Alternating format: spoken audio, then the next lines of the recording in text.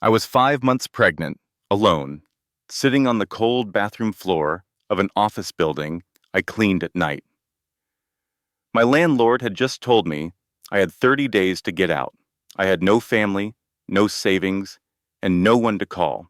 But the worst part was not the eviction. The worst part was that the father of my baby was Adrian Caruso, the head of the most feared crime family on the entire East Coast. I ran from him the morning after I found out who he really was. I erased every trace of myself, changed my number, moved apartments, and swore I would raise this child completely alone. But that night, while I was sobbing on that bathroom floor, the door was kicked open, and the man standing there was him. He looked at my face, then he looked at my belly, and the words that came out of his mouth changed both of our lives forever. This is a story about a woman who had to choose between the safety of hiding and the terrifying risk of being found. It will show you that the people we run from the hardest are sometimes the ones we need the most. Stay until the very end, because this ending will prove that love does not wait for you to be ready. It finds you when you have nothing left. If stories like this speak to your heart, subscribe right now and turn on notifications so you never miss one. There are two kinds of people in this world: those who own the towering buildings and those who scrub their floors. I was the second kind. At 23, my entire existence was a desperate fight to survive. I worked as a secretary during the day, attended college classes at night, and cleaned offices until the early morning. My hands were cracked and sore, and my bones ached with a weariness that never left. I kept telling myself this was all temporary, that my business degree would be my escape. That was a lie, because 6 months ago, my life was shattered, and you need to understand how it happened. It started with a phone call for a catering job at the Celestial, a hotel so expensive that one night there cost more than I earned in 3 months.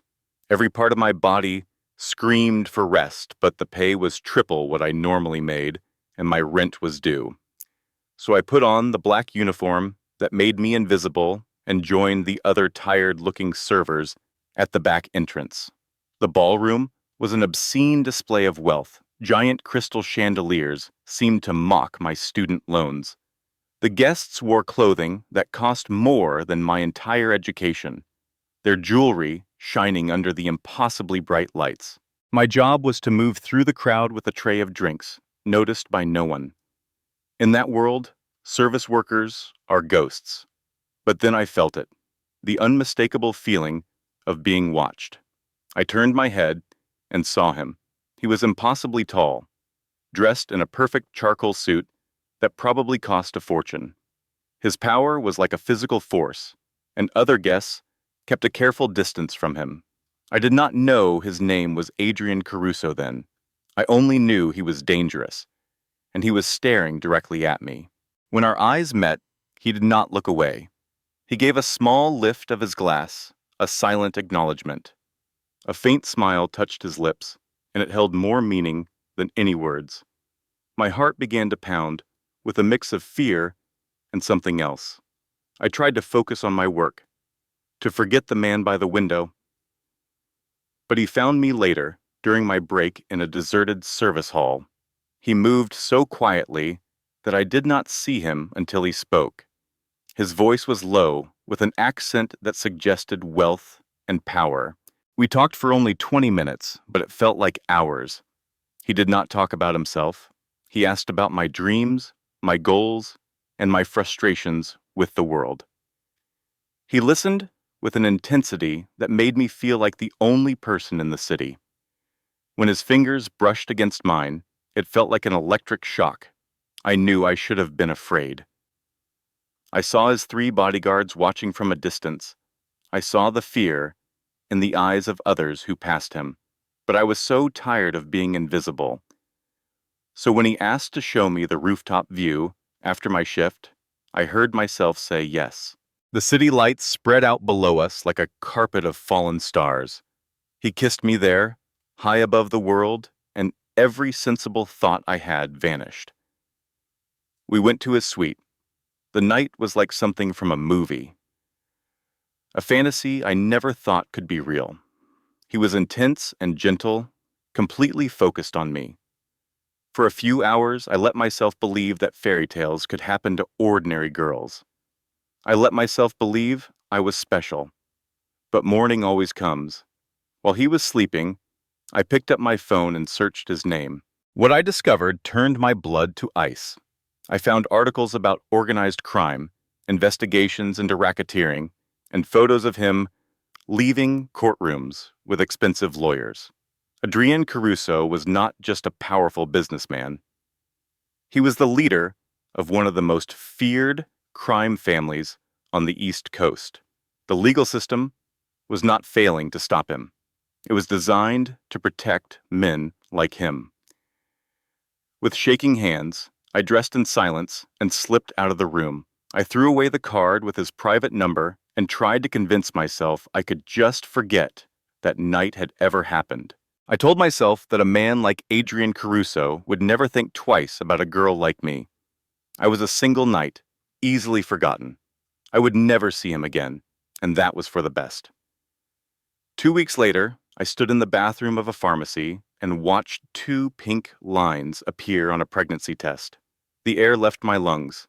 A second test, and then a third, all confirmed the same terrifying truth.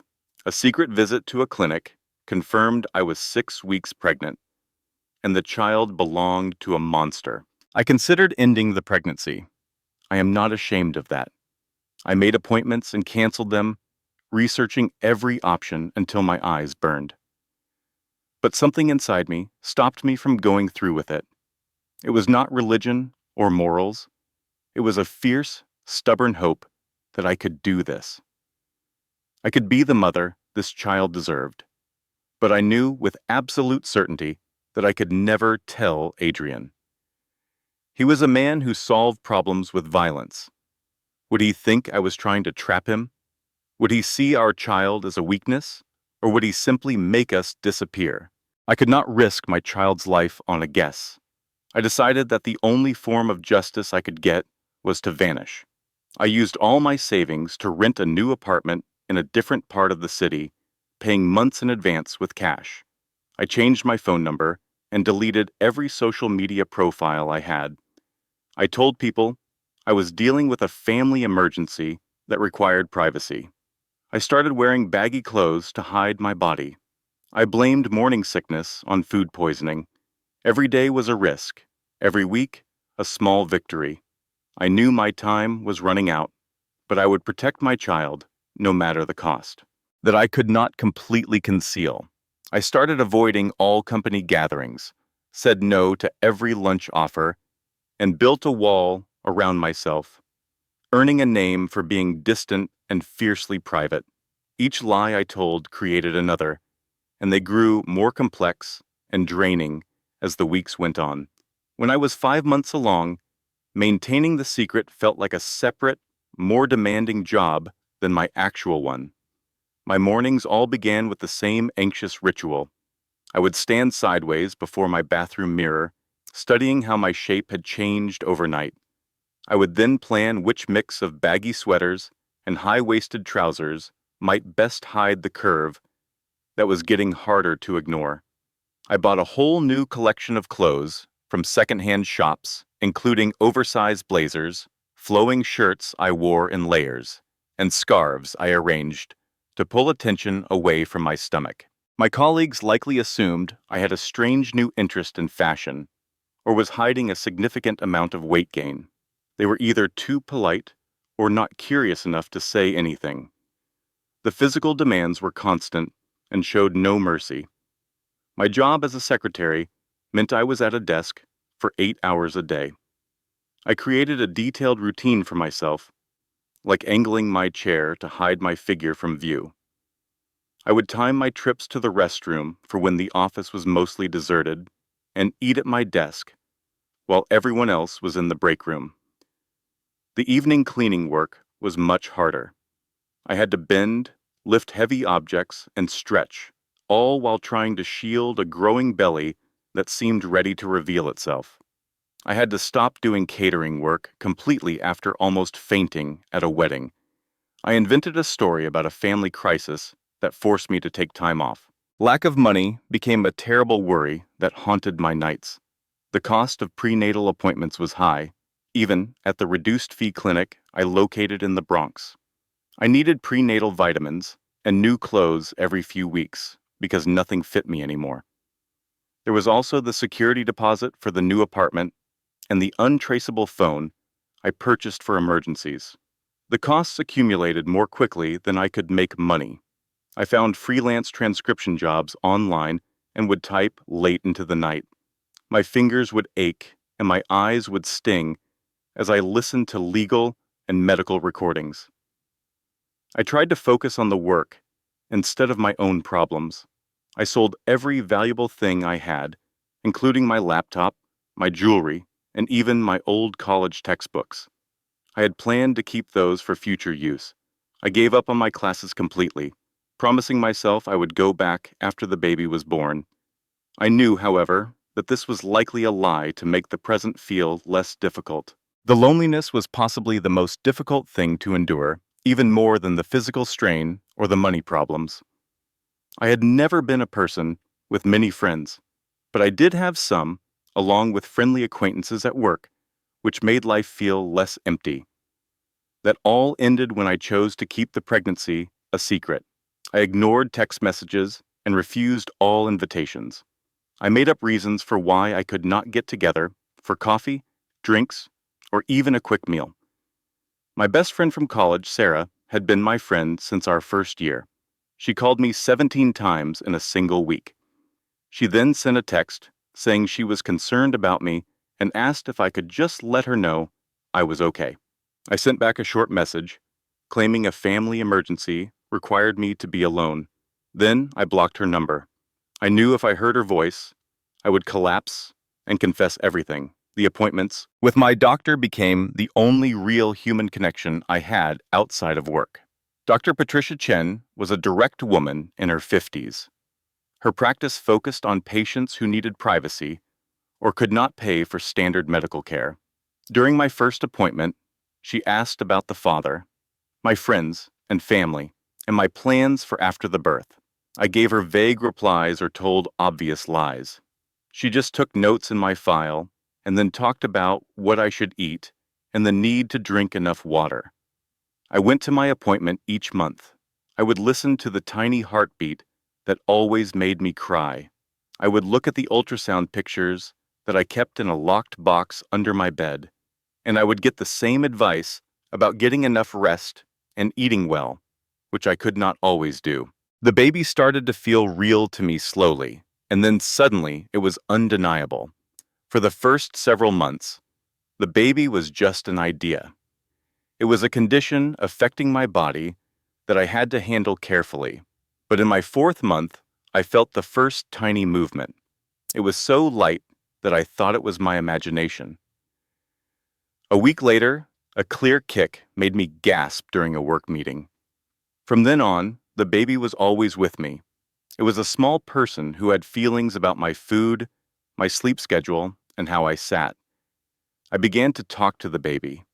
I never spoke out loud where I might be overheard, but I talked inside my own mind. During the long, empty nights when I could not sleep, I would tell the baby about my day. I told them about all the things I wanted for them. I told them about the father they would not know. I wondered if that made me selfish, protective, or just incredibly scared. I could not stop thinking about Adrian, even when I tried. I would see men on the train who had a similar body type, and my heart would pound before I saw it was not him. I had dreams about him all the time. Sometimes they were good dreams about our night together. I remembered the softness of his hands and how he looked at me as if I was important. But more often, they were nightmares. In them, he found out about the baby, and his face would become cold and threatening. I searched for his name online constantly in the beginning. I read every story I could find about his business, his legal issues, and his family. There were pictures of him at charity events with gorgeous women in expensive dresses. He was seen leaving restaurants with men who all looked like they could hurt someone easily. He was photographed coming out of courtrooms with that same serious look I remembered from when we first met. One news story called him merciless but just, a man who earned loyalty through both fear and true concern for the people he protected. Another article described a violent clash with a rival group. It ended with 3 people dead, and Adrian was not charged because there was not enough evidence.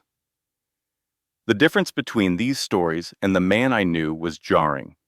He had listened to me talk about my hopes for hours. He had touched me with such deliberate care.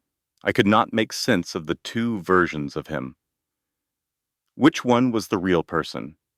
Was it possible for both to be true? And what did it mean that my feelings for him were more than just simple fear? As the months passed, my fear grew stronger. I started to believe someone was following me. I thought I would turn a corner, and one of his men would be there to take me somewhere for a confrontation I was not ready for. I changed my route home from work, always looked behind me, and stayed away from places I had told him about, just in case he recalled our talk and came to find me. When a black sport utility vehicle with dark windows was parked on my street for 3 days, I almost had a panic attack. Then I found out it was my neighbor's boyfriend visiting from New Jersey. Every sudden knock at my door or unfamiliar voice in the hallway made my heart pound and my imagination run wild with awful possibilities. The constant lying had a mental effect that I did not expect. I was never a person who could lie without feeling bad. I had always valued being honest, even when it was difficult. But my entire life was now constructed from falsehoods. I had to keep track of layers of lies to make sure I did not get them mixed up. I lied to my landlord about why I had to move out before my lease was up. I lied to my bosses about the mysterious doctor's visits that were happening more often. I lied to the few people still in my life to explain why I had become so distant. And I was always lying to myself about whether I was making the right choice or just running away from my problems. The darkest times were late at night. I was alone with my thoughts, the baby's kicks, and the heavy feeling of not knowing what would happen. I would lie in bed in my small apartment, hearing the sirens and arguments from the street below. I would think about what I was going to do after the baby was born. How would I pay for daycare? Could I handle a job and a newborn by myself? What would I say to my child about their father when they were old enough to want to know? Would I continue the lies and create a story about a man who never was? Or would I give a version of the truth that would create even more questions? I had looked into every option I could think of, including adoption, foster care, government support, and charities that assisted single mothers. I had submitted paperwork for low-income housing, childcare assistance, and emergency money. I had even investigated if I could legally give up the baby without listing the father's name, though that idea filled me with a sickening sense of guilt. But none of these solutions felt correct. None of them seemed to be the answer I needed. So I continued to move forward one day at a time. I told myself that I would find a way when the moment arrived. My body was changing in ways that both amazed and frightened me. The baby was very active now, particularly at night when I tried to rest. It performed what seemed like entire gymnastics routines that caused my stomach to move and ripple. I had put on weight, even though I was eating carefully. My face was fuller than ever before. My ankles would be swollen at the end of each workday. My entire back was in constant pain. My hips threatened to pull apart with every single step I took. I walked with an awkward sway that I desperately tried to make look, well, good normal. The physical misery never stopped, but a part of me felt I deserved it.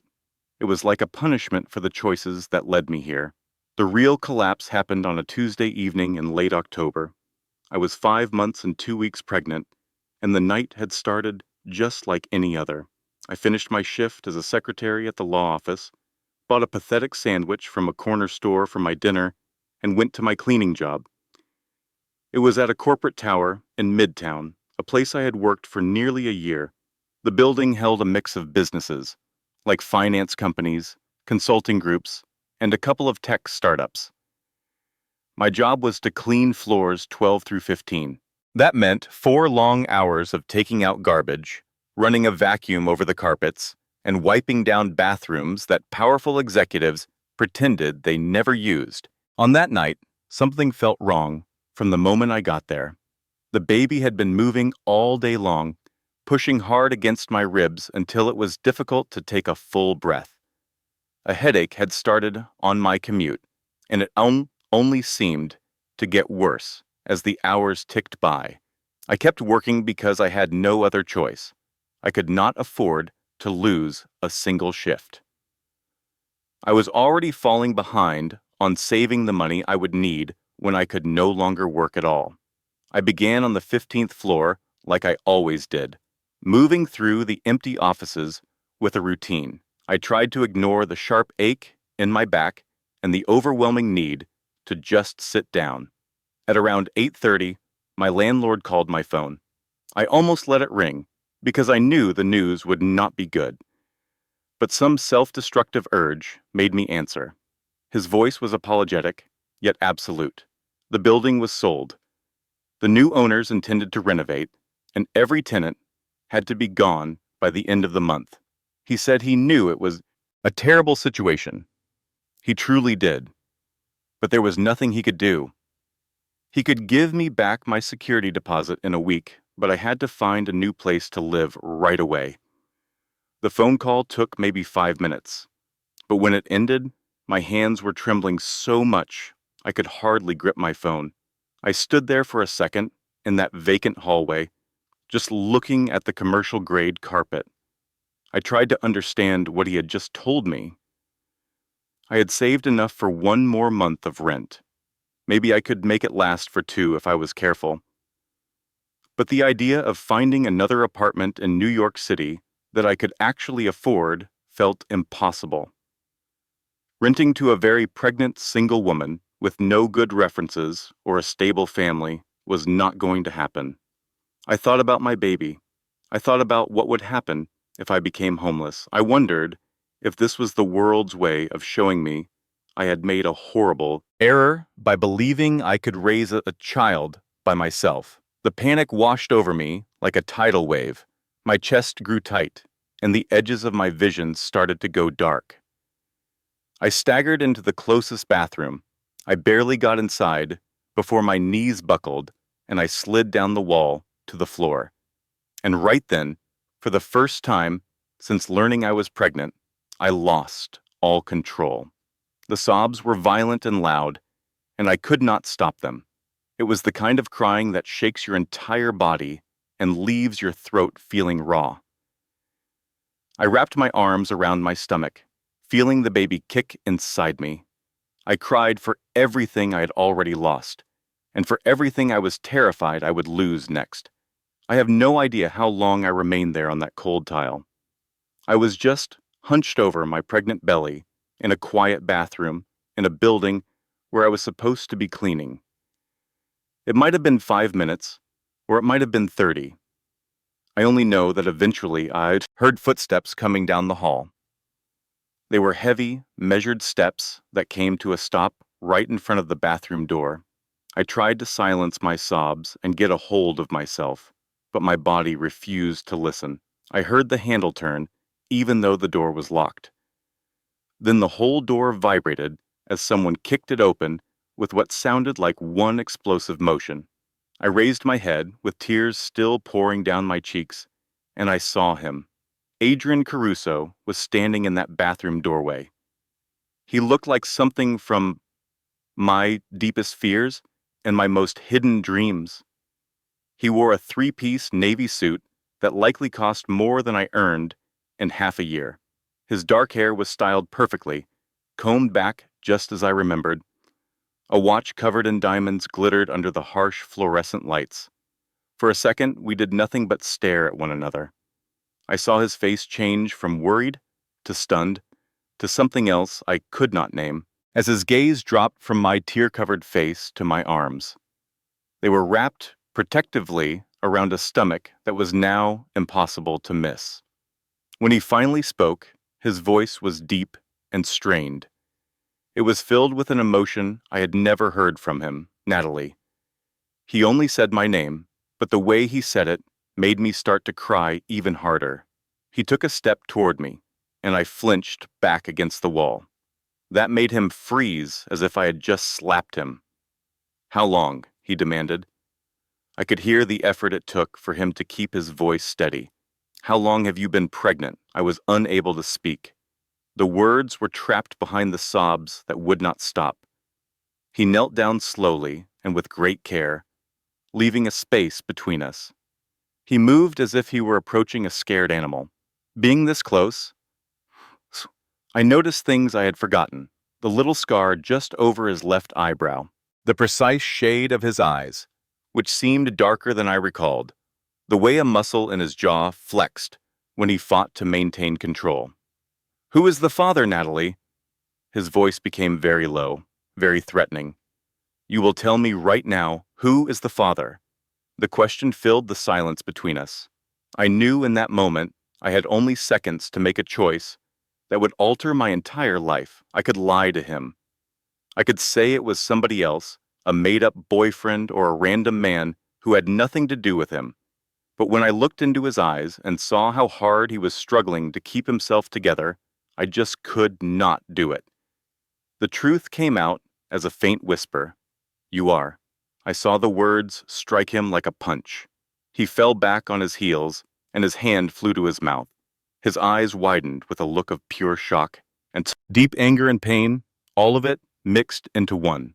"You are telling me," he said with deliberate slowness, his accent becoming stronger, like it did that night when his emotions had gotten the better of him, "that you have been carrying my child for?" He gestured toward my very obvious belly. "For months, and you did not believe I had a right to know?" "I was afraid," I finally choked out, between my sobs. "I did not know what you would do. I did not know if you might." I could not say the rest of the sentence. I could not give voice to all the awful things I had imagined. His face grew hard, and when he spoke again, his voice was so cold it made me tremble. "What did you believe I would do, Natalie? What, precisely, did you think would happen?" He stood up suddenly and began to pace the tiny bathroom like a trapped predator. "Did you think I would harm you, or force you into something, or make you vanish?" Each question was more cutting than the one before it, and I could hear real hurt beneath his rage. "I do not know you," I answered, and it sounded more defensive than I wanted it to. "We had one night together. The only things I knew about you were from what I read on the internet, and nothing I saw suggested you would be happy about an unplanned pregnancy with a woman you hardly knew." He spun around to face me so quickly that I flinched away. "One night," he said again, his voice full of disbelief. "You believe that was only one night to me? Do you think I have not spent the last 6 months looking for you? Wondering what I did that was so wrong that it made you run from me as if I were some kind of monster?" He pushed a hand through his hair, messing up the perfect style. "I had my people searching for you, Natalie. I did it quietly because I did not want to frighten you. But I was looking. Do you have any concept of what it takes to disappear from a person with my kind of resources? How well you must have hidden yourself." I just stared at him, trying to make sense of this new information. It went against everything I had believed. "You were looking for me." My voice was small and full of doubt. "Of course I was looking for you," he said. And just like that, all the fury seemed to pour out of him. It left behind something that looked like complete devastation.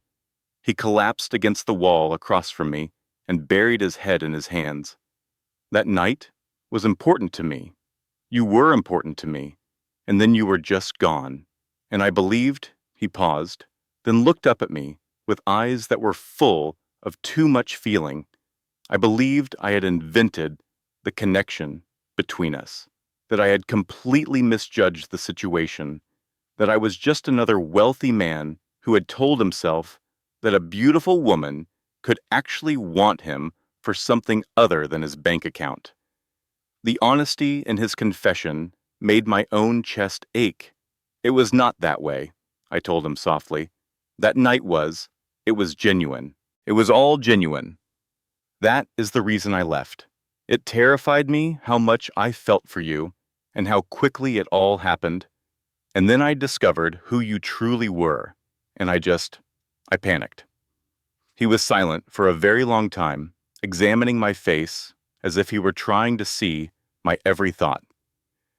So, instead of speaking to me, instead of letting me have a chance to be a part of this, you chose to hide my child from me for months.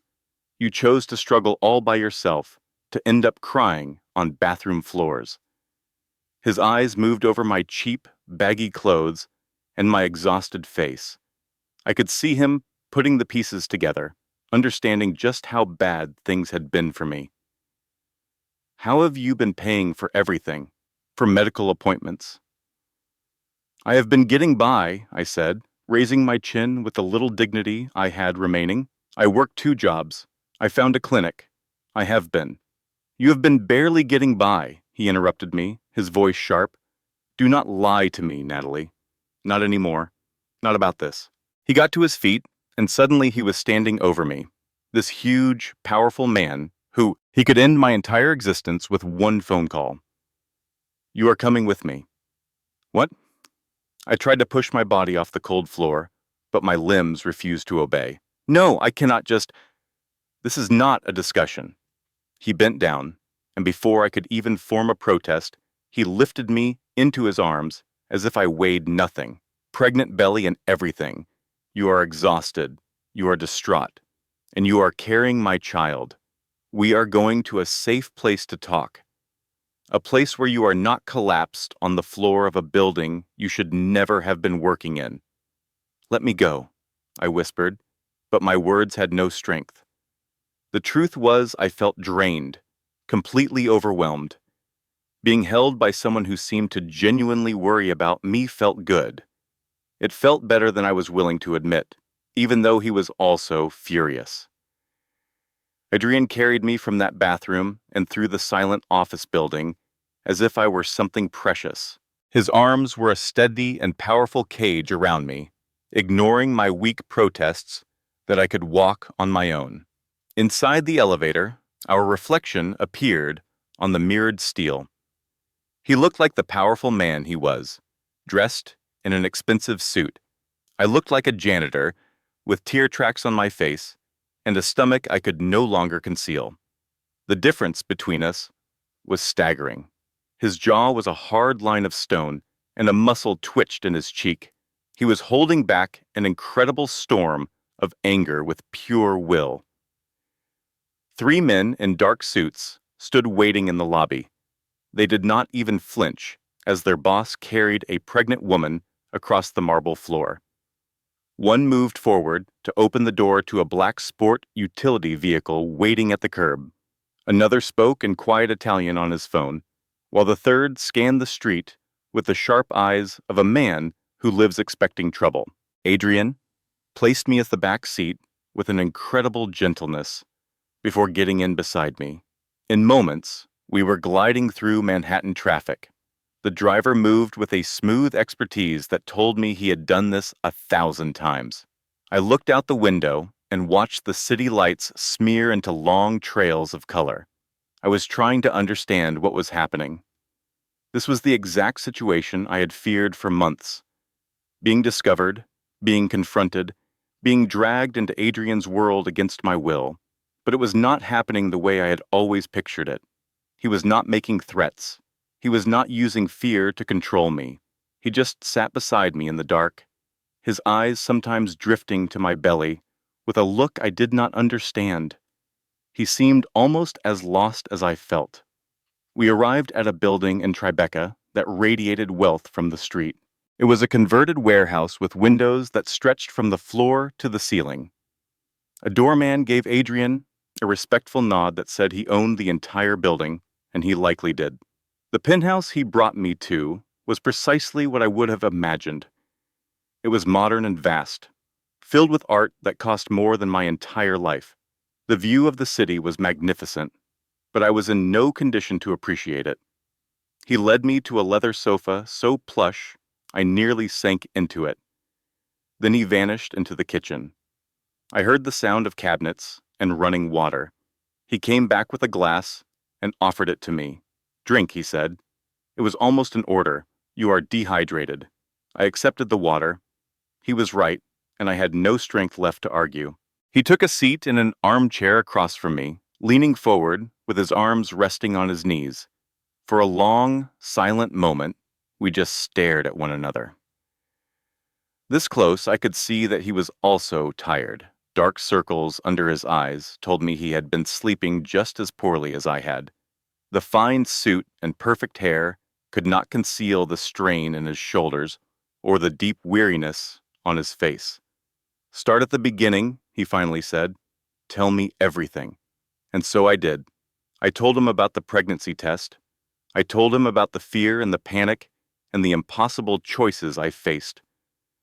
I told him about leaving my apartment, changing my phone number, and dropping out of school. I described the clinic visits I attended all alone, the ultrasound pictures I hid away in a box, and the way I talked to the baby when the nights were too long to sleep. I explained how I sold my things for prenatal vitamins, the lies I told everyone I cared about, and the crushing weight of being so completely alone. And I told him about the call I received tonight, the one that meant I was losing my apartment, the moment my entire world fell apart. He listened to every word without interruption. His face grew darker and darker as my story unfolded. When I was finally done, the silence in the room was heavy. His hands were clenched together so hard that his knuckles had turned white. "You should have come to me," he said, his voice thick with an emotion he was fighting to contain. "The very second you knew, you should have contacted me." "I was terrified of you," I told him honestly. "Of your world, of your power, of what you would do to me or our child. Every story I found about you made you sound like a dangerous man. I did not know if I was just a woman you had already forgotten." "You were never just a woman," he cut in, his eyes locking with mine. "That night was the first time in years I felt like a man, not a reputation. You spoke to me like a normal person, not like a name to be feared. Do you have any idea how rare that is for me?" I could only shake my head, afraid to speak. The raw vulnerability in his voice was tearing down the emotional walls I had spent months building. He suddenly stood and began pacing across the polished hardwood floors. "I understand your fear. I know what people say about me, and most of it is true. I have done things that would make you sick. I have made choices that still haunt me. My world is built on violence and fear." He stopped and turned to look directly at me. "But I would never hurt you. I would never hurt my own child." "How was I supposed to believe that?" I asked, my voice shaking with desperation. "You are a stranger to me, a stranger who fathered my baby. I had no idea what you were capable of, and I could not afford to take that chance." His face softened into something that looked like pain. "My father," he said in a low voice, "was a violent man. He used his fists on my mother all the time, and on his children, when he felt like it. I watched her lie about black eyes and broken bones. I watched her shrink into a ghost of herself. Then she got sick. It was a cancer we might have been able to treat, but he would not spend the money. He hardly ever visited her in the hospital. She died when I was 15. I stood at her grave and swore I would never be like him. I promised that if I ever had a family of my own, I would protect them with my last breath." Tears started to fall down my cheeks again, but this time they were for him. "I am sorry," I whispered. "I had no idea." "Of course you did not know," he said, the hardness leaving his voice. "We had one night, Natalie. It was a perfect night that I have replayed 1,000 times. Trying to understand why you ran away. But that is in the past. What matters is what we do now." He sat down again, and his gaze was so intense, it stole the air from my lungs. "I want to be a part of this, not just with money, though I will handle all of that. I want to be here for the pregnancy. I want to be in our child's life. I want—" He paused, as if the words were difficult to say. "I want us to build something together. It is not just because you are pregnant. It is because I have not been able to get you out of my head since that night. When I heard you crying on the phone, I recognized your voice instantly. My first thought was not about a baby or a secret. It was that I had finally found you, and I would not let you disappear from my life again." My heart was a drum against my ribs, so loud I thought he could hear it. "Adrian, I cannot live in your world. The danger, the things you do, it will change it," he said without hesitation. "I cannot change my core, but I can change the parts that create risk for you. I have been planning to step back from some business anyway. I have people I can trust to take over, and I have resources you cannot even begin to comprehend. I can provide security. I can provide protection. I can make sure you and our child are safe from any threat." "That is not a normal life," I said, a bitter laugh escaping my lips. "Normal people do not have security teams and bodyguards. Normal ended the moment you became pregnant with an heir to the Caruso family," he stated bluntly. "Like it or not, this child makes you both targets. My enemies will view you as a weakness, a tool they can use against me. The only way I can keep you safe is to bring you under my full protection. I have to make it very clear that anyone who touches you is declaring war on me." The brutal truth of his words landed on me like a physical blow. I had been so busy hiding from Adrian that I never thought about all the other dangers lurking in the shadows. The threats from faceless enemies I did not even know existed. "This is insane," I whispered. My life was supposed to be simple. I just wanted to finish school, maybe open a small business, and have a normal family in a normal home. He spoke in a soft voice. "Perhaps you still can. It would just involve some well-compensated security in the background and a much more luxurious apartment." He extended his hand with deliberate slowness, allowing me time to move away. When I remained still, he rested his hand gently upon my stomach. The baby instantly kicked, as if answering his touch, and I saw his face change into an expression of pure wonder. The following days were a whirlwind of activity, with changes happening so quickly I had little time to absorb them. Adrienne did not really ask for my opinion or permission. He simply informed me of the choices he had already settled on.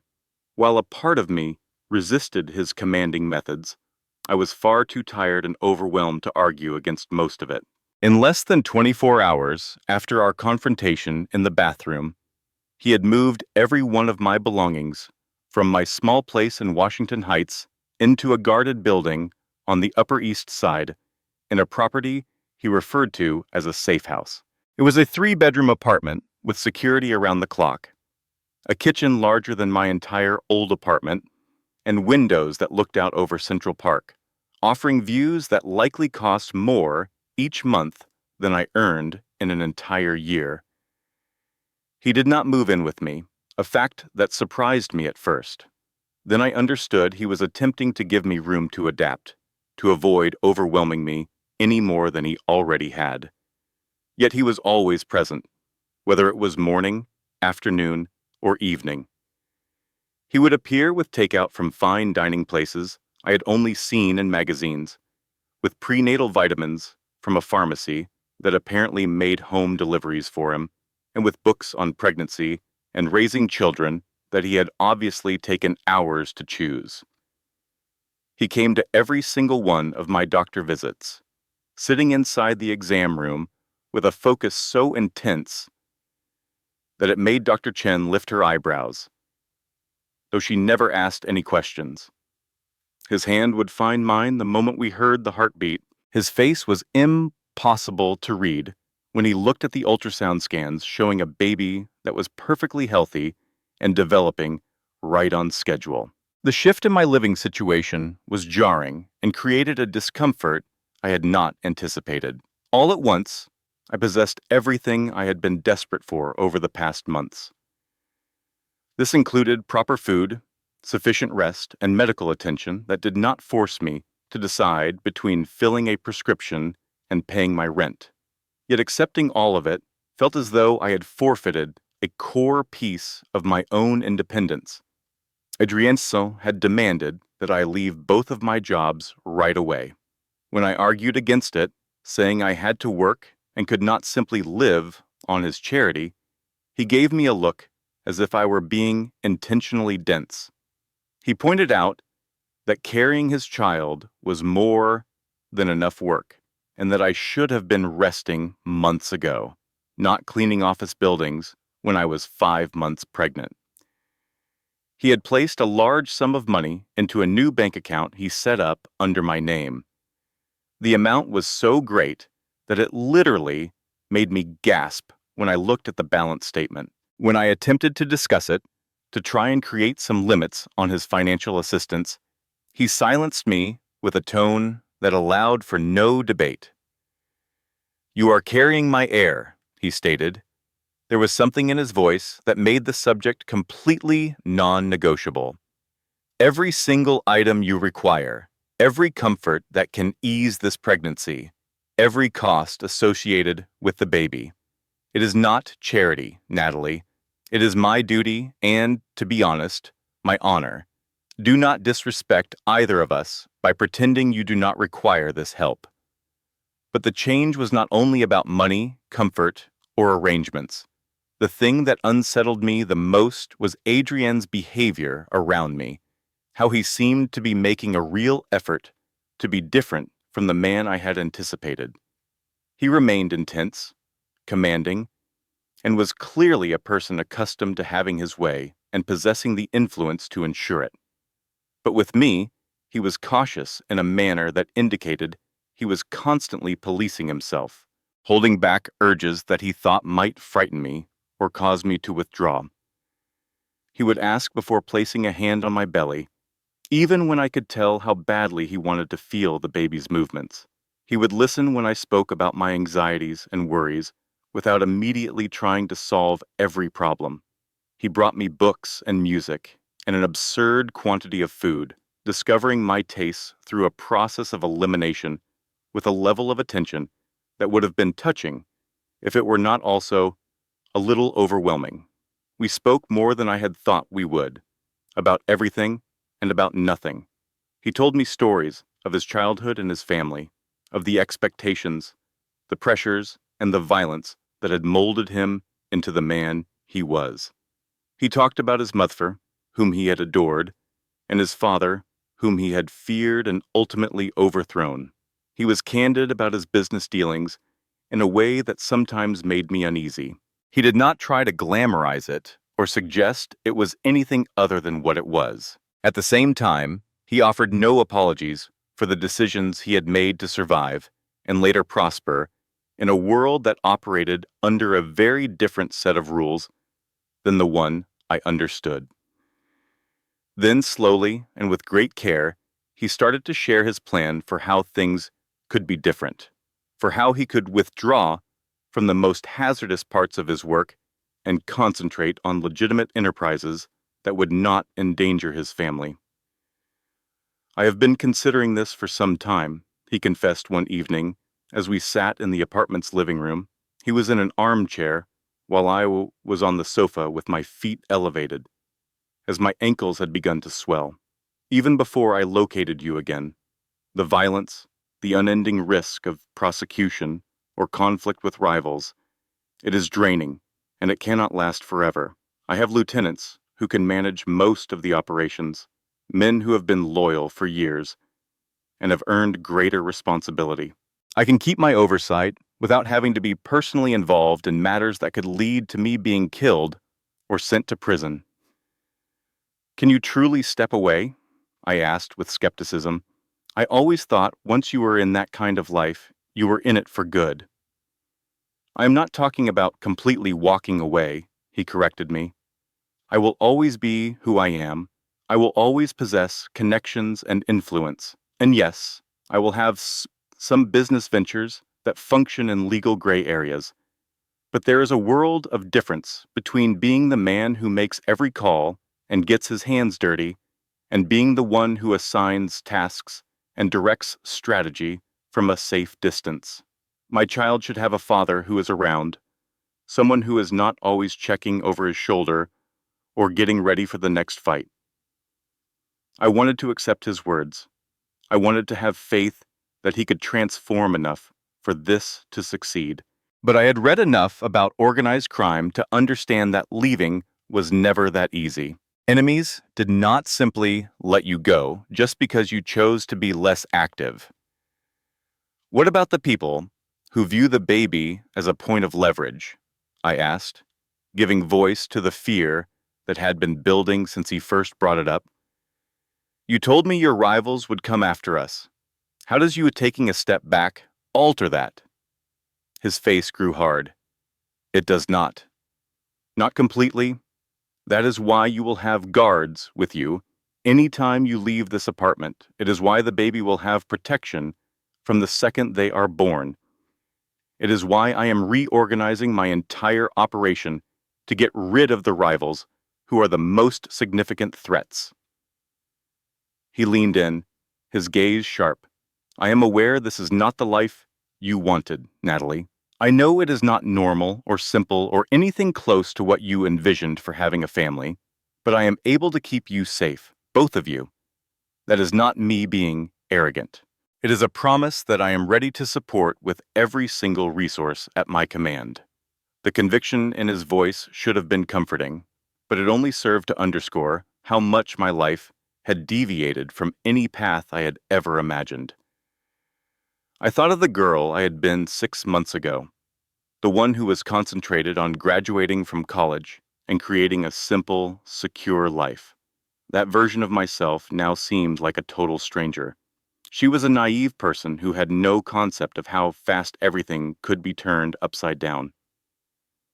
I am scared, I confessed in a low voice, of this world, of what it will mean for our child, of whether I am capable enough to make it through. You are already making it through, he replied. You have been enduring it for months, all alone, with no one to help you and almost no resources. You are much stronger than you realize, Natalie. You just have to stop trying to handle it all on your own and let someone else help you with the burden. In the weeks that followed, I began to let myself think that maybe, just maybe, this arrangement could succeed. Adrian was unyielding in his attentiveness, appearing every single day with a level of dedication that gradually chipped away at my defenses. He figured out which foods aggravated my morning sickness and would bring different options. He would see when I was tired and demand that I get some rest. At times, personally, walking me to the bedroom and waiting there until I drifted off to sleep. He was constantly asking questions about the baby. Did I have any names that I liked? How did I envision decorating the nursery? Did I want to find out the gender or be surprised at the birth? He asked with a level of excitement that seemed authentic, not forced. But there were also times that served as a stark reminder of who he truly was and the world he came from. Like the afternoon I overheard him on the phone, speaking in rapid Italian, his tone cold and authoritative in a way he never used with me, as he clearly delivered threats or commands that sent the person on the other end of the line scrambling to obey. Or the evening he came over with bruised knuckles and a gash above his eye, which he brushed off as just business, providing no more details no matter how much I asked. Or the continual presence of security guards who materialized any time I went outside the apartment. They were silent men and women who observed everything with a state of readiness that made it seem like they were always anticipating danger. The pregnancy itself was moving along as expected, according to Dr. Chen. Although my blood pressure had been a little high during my last couple of visits, a condition she blamed on stress and advised me to watch closely, the baby was active and healthy, growing precisely on schedule, and I had at last consented to learn the sex at our next ultrasound, following Adrienne's suggestion. Adrian asked if it was a boy at least 15 times, his excitement obvious. He was sure of it. He spoke of all the things he would teach our son, how he would shield him. He planned to give him the kind of life he never got to live. That softness in his voice stirred a complex feeling inside me that I refused to put a name to. We never talked about what we were. We were just two people expecting a child. He never tried to kiss me. His touch was limited to the gentle, almost sacred way he would place his hands on my stomach when the baby kicked. I could not tell if he was giving me room to breathe or if he just no longer wanted me. The fear of his answer kept me from asking the question, but our quiet, delicate balance was about to shatter on a cold November night, 6 months into my pregnancy. That afternoon, Adrian had gone to what he called a critical meeting with business partners. He swore he would return by dinner and asked what food I was craving. I was on the sofa, reading, murmuring nonsense to my unborn child. Then I heard yelling echo from the hall. It was followed by the unmistakable crack of gunshots. A deep chill of pure fear seized my entire body. My hands trembled as I fumbled for my phone to call Adrian. The call went directly to his voicemail. Suddenly, Maria, the guard posted outside my apartment, threw the door open. She had always been a complete professional. "We have to get you out of here," she ordered, her tone sharp but steady. "The building's security has been compromised. The procedure is to take you straight to the safe room," she stated. The moments that followed are a blur. Maria practically dragged me across the apartment to a door I assumed led to a closet. It was a panic room, fortified with steel with its own air supply and comms. She shouted commands into her radio as the thick door sealed us inside. There were no chairs, so I sank to the floor. I wrapped my arms around my stomach, a useless shield. I could hear muted thuds from beyond the door. Maybe more gunshots, maybe just my mind playing tricks. The baby kicked wildly, reacting to the adrenaline coursing through me. I tried to focus on my breathing, to be the calm mother from the online classes. But the terror was suffocating. It felt like an eternity passed. It was likely only 40 minutes before the door swung open. Adrian stood there, his face a mask of pure fury and terror. His shirt was stained with blood. I did not know if it was his own. His hair, normally styled with precision, was a complete mess. He crossed the small room in 2 long steps, hauling me up from the ground. He crushed me against him in an embrace so tight I struggled for air. His hands shook as they roamed over my body, searching for any harm. "Are you injured?" he asked, his voice a raw, unfamiliar growl. "Did they get to you? The baby?" "We are okay," I stammered, my body trembling too violently to form the words properly. What was happening out there? His face became a mask of cold murder. "Competitors," he bit out. "The Moretti family sent their people. They came for you to make a point. They failed to reach you. Maria's team performed their duty, but the fact that they made the attempt is all that matters." He still held me tight, and a powerful tension pulsed through his frame. "I am finishing this before the sun rises," he declared. "They came looking for a fight. I will give them one they never anticipated." "Adrian, do not," I began. But a single, predatory glance silenced me. There was no trace of the gentle man from before. "This is not a debate," he said, his voice hard as iron. "They targeted my child. They targeted my family. Certain rules exist even in our life, and they have broken the most important one. I offered them opportunities to retreat, to respect the lines drawn. They chose not to. Now, I will give them the only answer they will ever comprehend. I knew I could not change his mind. He was far beyond reason, and a dark part of me did not want to stop him. They had threatened my baby. Some ancient buried instinct inside me screamed for them to suffer for it. "What is your plan?" I asked in a low voice. "What I should have done a long time ago," he answered. "I will eradicate the danger entirely. I will take out the Moretti leadership. I will tear down their entire network. I will send a message to every other organization that you are never to be harmed." He eased his grip, bringing his hands to my face. "I need you to have faith in me. Can you do that?" I gave a small nod, uncertain of what I was truly sanctioning. His lips touched my forehead in a soft kiss, a stark contrast to the storm of violence building within him. Then he turned to Maria, rattling off orders about new security measures and contingency plans that I barely followed.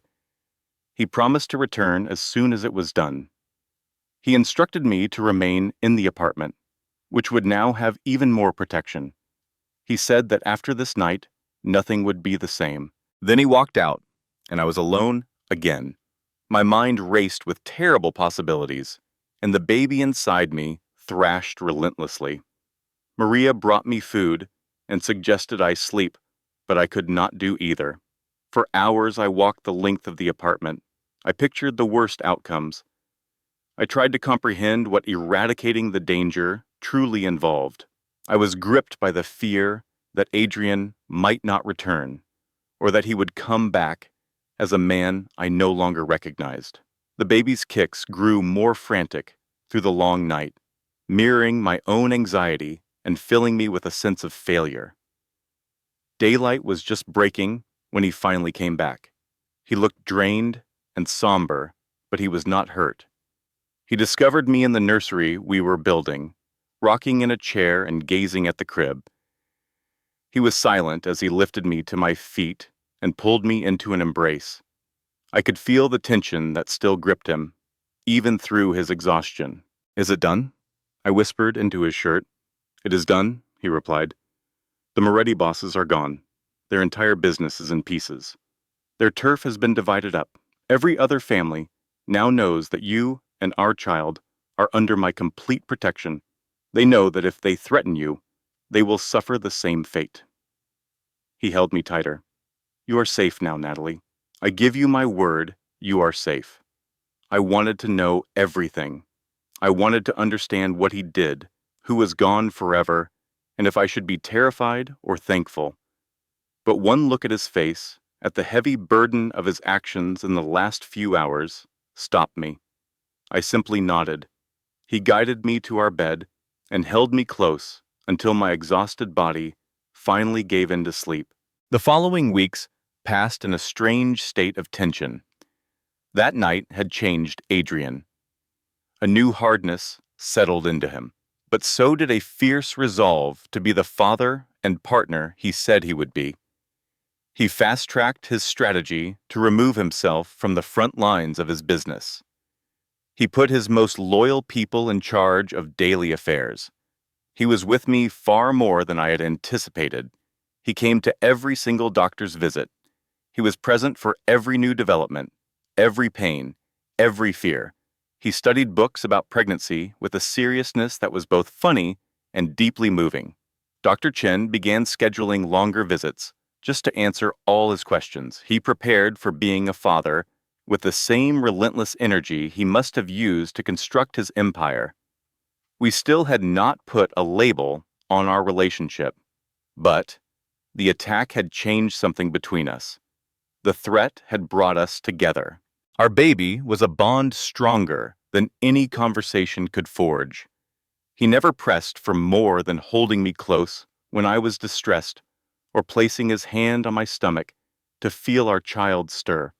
But a new warmth entered his gaze when he looked at me, and it made my heart beat faster. For reasons that were not fear, my labor began 3 weeks ahead of schedule. It was a snowy January afternoon, and Adrian was meeting with attorneys about shifting his assets. My water broke in a sudden gush while I was arranging the nursery. Chaos erupted instantly. Maria radioed for more support. Adrian was there in what felt like seconds, his eyes wide with panic, even as he tried to appear composed. The trip to the hospital was a blur of speed and slow motion. Then came the hours of labor, the most agonizing and incredible moments of my existence, with Adrian clutching my hand through it all. He murmured words of support in both English and Italian, his eyes on me as if I were creating magic. The assault happened as I was in the final push. I was too consumed by pain to understand it all. I registered yelling. I saw Adrian produce a weapon from thin air. I watched him become a human shield between me and the doorway, his face a promise of death for anyone who dared to enter. Maria and the security detail secured the room. Hospital guards handled the problem outside. It was a final, pathetic act of revenge from what was left of the Moretti crew. The danger was gone in a few minutes. It never even got close. But in that moment, a hard truth settled in my soul. My child was entering a violent world, and I could not change that fact. The only way to keep them safe was to embrace Adrian's world completely. And so, after so much pain, fear, and struggle, our son entered the world. Adrian's hands trembled just a little as he cut the umbilical cord. When the doctor handed our baby to him, I saw this powerful, lethal man who had taken lives only weeks before completely fall apart. Tears streamed down his face while he held our child. He murmured promises in Italian, words I did not know but felt deep inside my soul. The raw feeling in his eyes made me start to cry as well. He looked at me and said, "I will protect you." I understood he was talking about both of us, both of you. Anything that is necessary, any change I must make, I will do it. You are my family now, Natalie. Nothing else is important. I lifted my hand to his cheek. He was the man who made me feel terrified and safe at the same time. I finally spoke the words that had been growing inside me for weeks. I love you. I am not sure when this started, or if this is a good idea, or even a huge mistake. But I love you. His face changed, showing a mixture of awe, comfort, and pure resolve. He confessed, "I started falling for you that very first night, and I have only fallen more deeply since then. I understand my life is brutal and unsafe, not what you ever desired. But I promise, I will use all my days to make certain you never feel sorry for giving me this opportunity." At last, he leaned in and kissed me. Our son was between us. I could hear the security team just beyond the door, and I knew our life would never be simple or ordinary. But when I looked at our child, this small, flawless human being we made together, it occurred to me that normal might not be so important. Perhaps what we had was more difficult, more frightening, and it demanded a strength I never knew I had. But it was genuine, in a way that no childhood fantasy could ever be. Adrian kept his word in the days that came after. He removed himself from the riskiest parts of his work.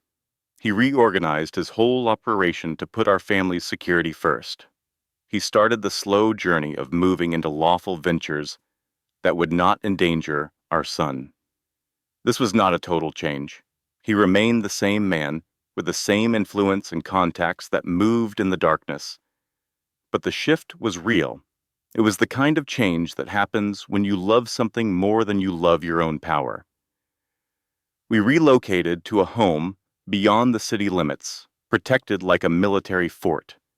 We built a new existence that balanced his professional demands with our son's well-being and my own gradual recovery. I began my online courses once more, aiming to complete my degree at my own pace. With Adriani's full backing and encouragement, we created something that resembled a regular family, if you could overlook the guards with the weapons and the periodic visits from people who definitely lived by their own rules. We named our son Marco, using Adrian's mother's family name. He would be raised with the knowledge that his parents loved him intensely and would shield him from everything. He inherited a complex history that we would teach him to manage when he was mature enough to grasp it. I discovered that love does not always appear in the way you think it will. Sometimes the individual who frightens you the most turns into the one you cannot picture your life without. And I learned that family, a true family, is more valuable than any danger, any anxiety, and any act of bravery required to pick it instead of security. For months, I had concealed the truth, scared of how Adrian would react when he learned it. But that secret ultimately became the bedrock for something more solid than I could have ever conceived. Our love was not founded on flawlessness or comfort. It was built on selecting one another each and every day, no matter the threats, the disagreements, or the incredible challenges of the life we shared. The initial months of Marco's existence were a lesson in opposites that I could never have predicted. There were times of perfect home life mixed with sharp reminders that our family lived in a reality most people only witnessed on screen. I would find myself in the nursery at 3 in the morning, feeding our son while watching the sun come up over our intensely guarded land, feeling just like any other new mother anywhere. But then my eyes would catch the guard walking his patrol outside my window, and I would recall that a normal life was never a choice for us. Adrien had been serious about his promise to protect us. He was reshaping his whole world to ensure our safety, and I could see the proof of his dedication all around me. The home he selected for us was located in Westchester, distant enough from the city to have a suburban feel, yet near enough for him to go to essential meetings when he had to. The house had a quiet kind of beauty. It was not the showy palace I might have imagined, but a restored colonial home with a solid frame, high windows that filled the rooms with daylight, and plenty of land, so the security did not make it feel like a prison. He had asked for my opinion on every choice for the inside of the house. He studied my likes and dislikes with the same focus he used for all other things. The outcome was a home that truly felt like it belonged to me, not just another place under his command. However, the protection was impossible to ignore, and at times it felt overwhelming. Cameras watched every corner of the land. Motion detectors were hidden in the surrounding forest. The panic room was more advanced than the one in our city apartment, and a team of guards worked in continuous shifts, day and night. Maria was now in charge of our security detail. Even though I had come to have complete faith in her, there were times I hated that we needed her at all.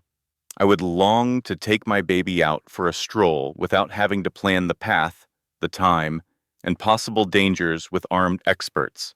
Adrian was dealing with his own difficult changes.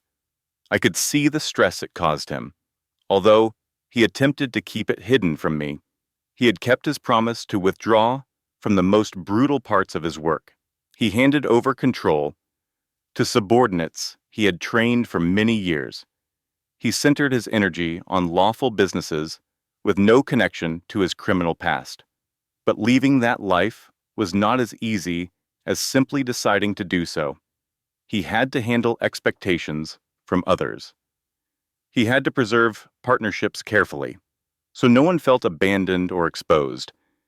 And he always had to show that stepping back did not make him an easy target. I would see him on the phone at strange times.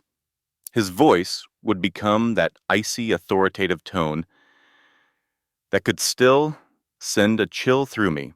He would give commands or make choices about matters he was careful not to share with me. He would vanish for meetings that went on for hours. He would return home with stress visible in his shoulders and weariness in his gaze. I figured out that it was better not to ask about his whereabouts or his activities. It was not that he was purposefully keeping secrets from me. We had agreed from the beginning that I did not want to know the details of things that would rob me of my sleep. Instead, we had a silent understanding about the line between his work and our home. The thing that shocked me the most was how easily he became a father. The same drive and concentration that made him a threat in his other life now turned into absolute dedication to our child. He participated in all parts of taking care of Marco. He shattered every cliché I had ever heard about powerful men and raising children. He figured out how to change diapers with the same exactness he likely used for planning a mission. He researched infant developmental stages as if they were secret files. He would get up for feedings in the middle of the night without a word of protest, even on days I knew he had critical meetings. I would discover him in the nursery at odd times, just observing Marco as he slept. His face would soften in a way I had never witnessed before when he believed he was alone. The defenselessness he revealed around our son was nearly more difficult to see than his business-like cruelty had been. He was scared to death of making a mistake, of hurting this flawless little human we had made. That fear caused him to doubt himself in a way that was totally unnatural for a man who always acted with complete confidence. He would constantly check with me about how he was holding Marco, or if he was feeding him properly. He worried if the baby was content or in pain, or needed something that Adrian was unable to give him. And then Marco would wrap his little hand around Adrian's finger or doze off on his father's chest. I would see this man, who inspired fear in others, just dissolve with a feeling so genuine it made my own heart hurt. We were figuring out how to be a team, not only in raising a child, but in creating a shared future. It was more difficult than I had anticipated. Our backgrounds were so unalike, and our life experiences so different, that even the smallest choices could turn into complex discussions. My wish was for Marco to have a regular childhood, full of playdates, trips to the park, and attending a normal school. Adriana's gut feeling was to keep him separate and safe, with personal teachers and hand-picked friends. I thought we should let him become independent, little by little. Adrienne had a hard time with the thought of our son being anywhere out of our sight or outside the range of our guards. We would argue about these issues, sometimes long after Marco was in bed. We were both very passionate about doing what we felt was right for our son, but we also figured out how to meet in the middle, finding a balance between my desire for a normal life and his demand for safety. Adrienne consented to letting Marco experience things beyond our secure home, provided the right safeguards were set up. In turn, I admitted that a certain amount of protection was required and that Adrienne was not just being paranoid. We spoke about our own upbringings, about the things we lacked, and the things we hoped to provide for our son. These discussions allowed us to connect with each other on a much more profound level. I started to see that Adrian's obsession with control was born from a deep, profound fear. He was terrified of losing us, just as he had lost his mother. He feared failing to protect the very people who meant the most to him. He lived with the constant worry that a single mistake could destroy everything he had finally let himself love. My own relationship with Adrian was changing in ways that both excited and frightened me. We had admitted our feelings for each other in that stark hospital room. But building a romance while learning to be parents together was an incredibly complex dance. We shared a house and were raising a child, yet we never spoke of marriage. We had made no formal promises beyond our shared devotion to Marco. Adrian had insisted I take the master bedroom, while he stayed in a guest room down the hall, giving me the space I needed. And while I could sometimes sense his frustration with our arrangement, the electric tension between us was always there, and it was only getting stronger. He would walk past me in the hallway, and a current would shoot through my entire body. I would see him holding our son, and I would want nothing more than to be held in those same strong arms. Sometimes he would look at me with such raw desire that I would have to turn away, afraid I might do something reckless, but we both held back. We were both terrified of rushing things before we had built the solid foundation of trust and partnership that we needed. Everything changed about 4 months after Marco was born.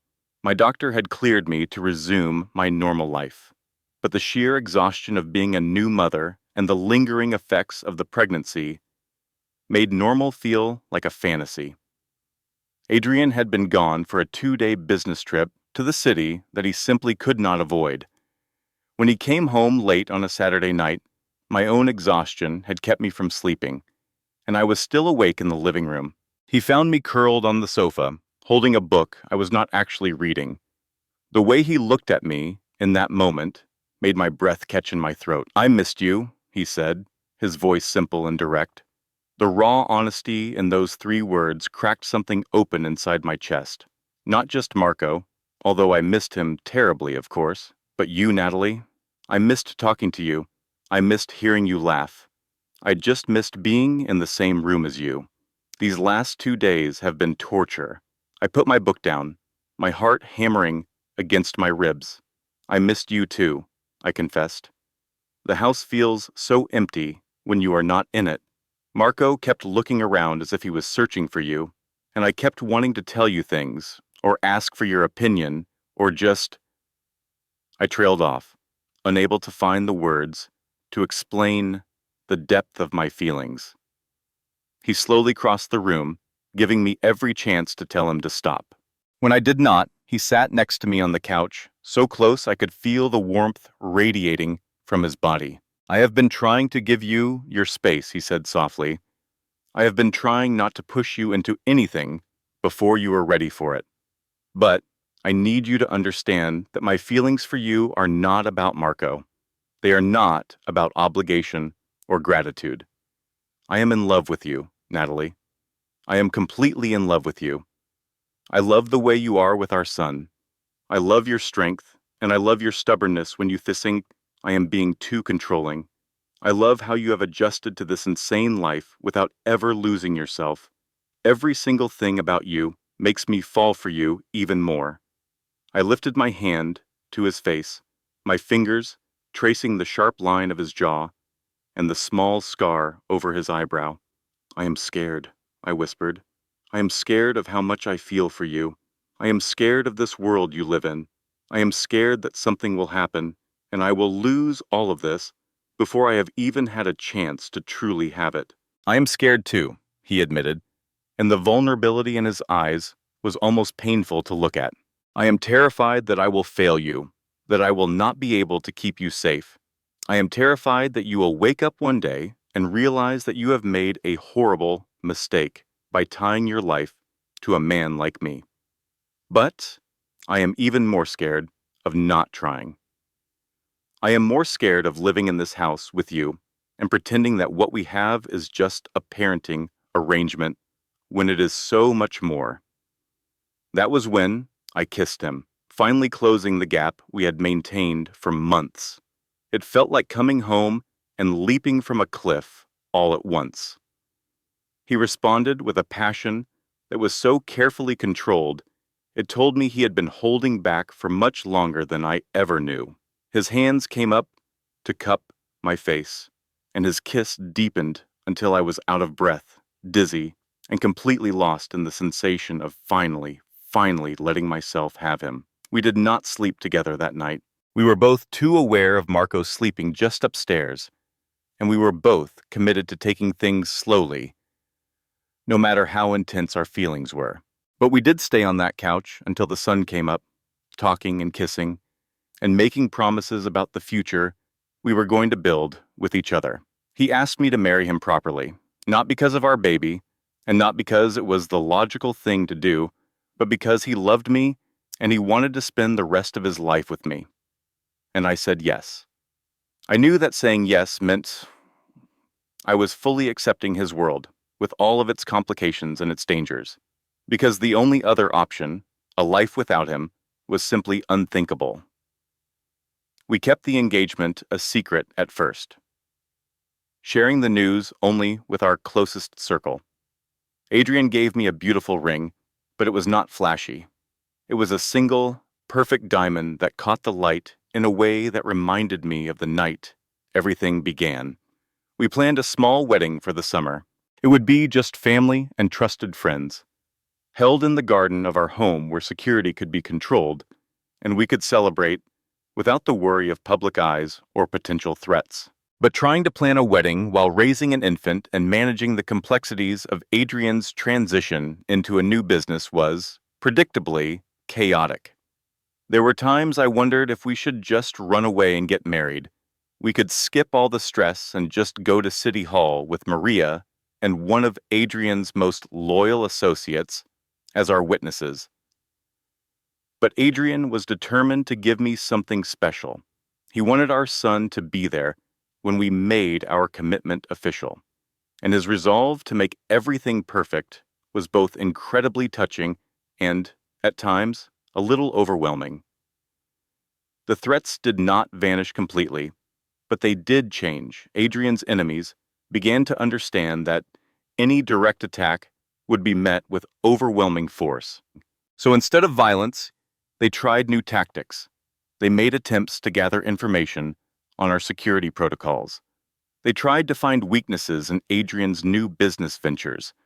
They launched subtle campaigns to poison his reputation with the families he was trying to build alliances with.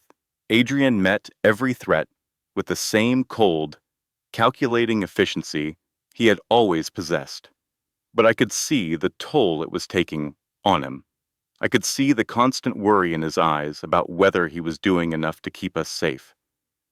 There were still nights I would wake up in a cold sweat, certain I had heard a noise, only to find Adrian already awake and alert, his gun always within reach, even with guards patrolling the property. There were still moments I hated the limits on our freedom, when I just wanted to take Marco to a park without having to coordinate with armed men or map out escape routes. And there were still times I would look at my life and struggle to believe that any of it was real. I had gone from hiding a pregnancy in absolute terror to building a family with one of the most dangerous men on the East Coast. But there were also moments of such pure, simple joy that they made all the complications worth it.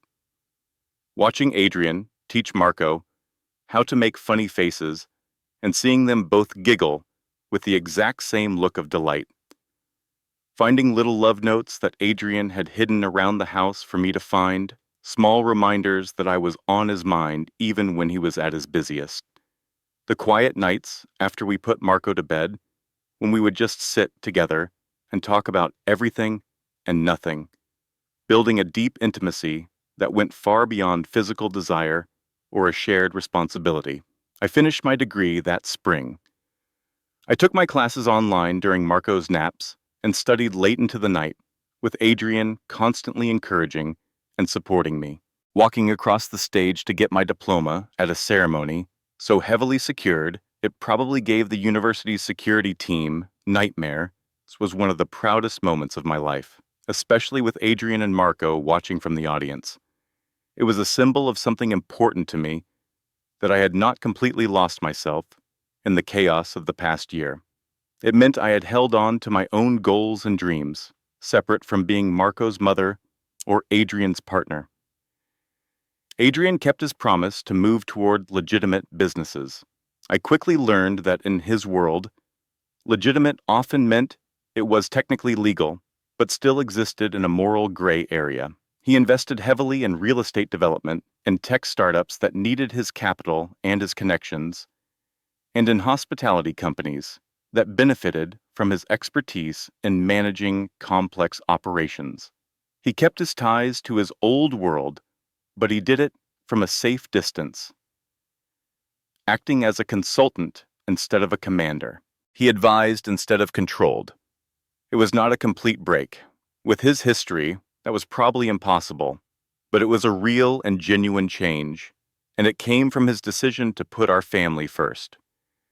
We were married on a perfect afternoon in June in our garden with Marco, who was now 8 months old and impossibly handsome, serving as our ring bearer with Maria's help.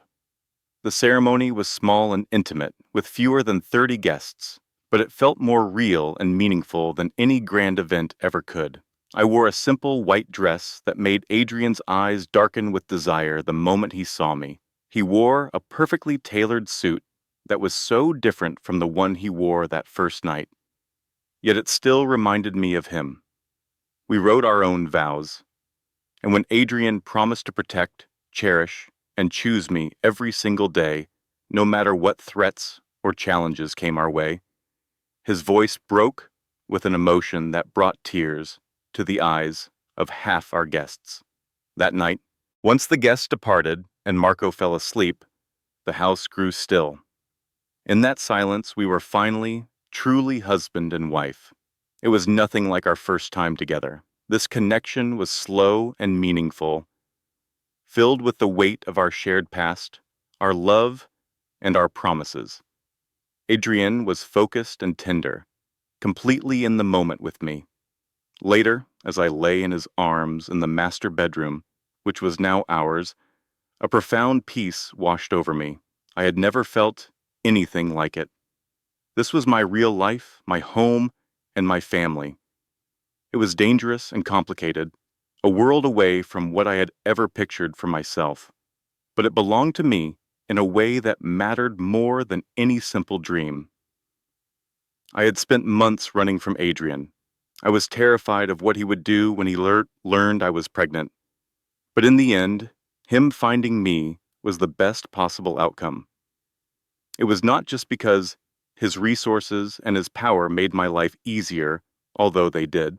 It was because building this family with him showed me that love does not always come in a safe and predictable form. Sometimes love is surrounded by danger, wrapped in problems, and requires choices that make you tremble. You must find the courage to take it anyway. Sometimes the individual you feared the most becomes the one you depend on without question. And sometimes, hiding from what is real only delays the inevitable. Love will still find you exactly when you need it the most, even if you are too frightened to see it waiting. If this story touched something inside you, please give it a like and share it with someone who might need to hear it today. Subscribe to our channel and turn on notifications so you never miss a story that could change the way you see the world. We would love to hear from you. Have you ever hidden something important because you were afraid of what would happen if the truth came out? What finally gave you the courage to face it? Share your story in the comments, because every experience matters, and we read every single one. Thank you for being here with us. We wish you and everyone you love strength, peace, and a love that is worth every risk. See you in the next video.